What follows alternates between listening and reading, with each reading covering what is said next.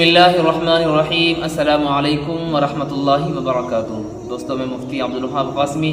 ایک بار پھر آپ کی خدمت میں حاضر ہوا ہوں۔ ایک بھائی کی طرف سے سوال معلوم کیا گیا ہے کہ اگر نماز پڑھنے سے پہلے کبوتر کی بیٹ ہمارے کپڑوں پر لگی ہوئی تھی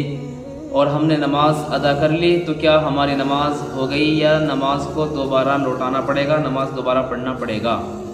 یہ سوال ہے بھائی کا، تو اس کے بارے میں آج ہم بات کرنے والے ہیں۔ دیکھیں بھائی، اس مسئلے کا جواب یہ ہے کہ کبوتر جو ہے، کبوتر کی بیٹ کا حکم یہ ہے کہ کبوتر جو ہے وہ پرندہ ہے، اور پرندے دو طرح کے ہوتے ہیں۔ ایک پرندہ جو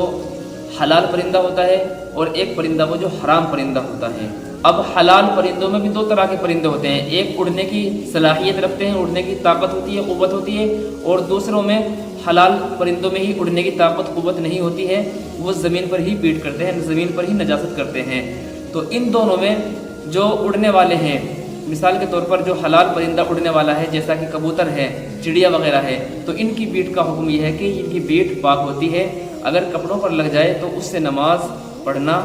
جائز ہو جاتا ہے، اور اگر آپ نے کبوتر کی بیٹ میں نماز پڑھ لی، نماز ادا کر لی، تو آپ کی نماز ادا ہو گئی، آپ کو دہرانے کی ضرورت نہیں ہے۔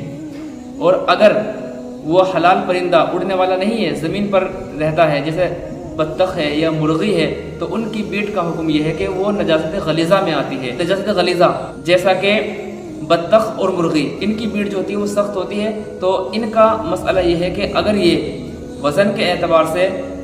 1 درہم کے بقدر ہے، اور 1 درہم کی جو مقدار ہے وہ 4 ماشا ہے، کہ اس سے اگر کم لگی ہے تو نماز معاف ہو جاتی ہے، اور اگر اس سے زیادہ لگی ہے تو نماز معاف نہیں ہوتی، اس کو دھونا پڑتا ہے۔ تو اس مسئلے میں کہ جو آپ کا مسئلہ ہے کہ کبوتر کی بیٹ کا حکم کیا ہے، تو اس سے نماز ہو جائے گی، نماز میں کوئی کراہیت نہیں ہوگی، آپ کی نماز ادا ہو گئی۔ اسی طریقے سے حرام پرندے جیسے کوا ہے، کوے میں 2 طریقے ہوتے ہیں، ایک کوا وہ جو مردار کھاتا ہے تو وہ حرام ہے، اور ایک کوا وہ ہوتا ہے کہ جو مردار نہیں کھاتا ہے، وہ دانہ کھاتا ہے تو وہ حلال ہے، جیسے چیل ہے یا باز ہے، یہ حرام پرندوں میں آتا ہے۔ تو ان کی نجاست کا حکم یہ ہے کہ یہ نجاست خفیفہ میں آتا ہے، اور نجاست خفیفہ کا مطلب یہ ہے کہ اگر وہ کسی جگہ پر لگی ہے، یعنی مثال کے طور پر اگر آستین پر لگی اور اس کے چوتھائی حصے سے کم لگی ہے تو وہ معاف ہے، اور اگر زیادہ لگی ہے تو وہ معاف نہیں ہے، اس کو دھونا پڑے گا۔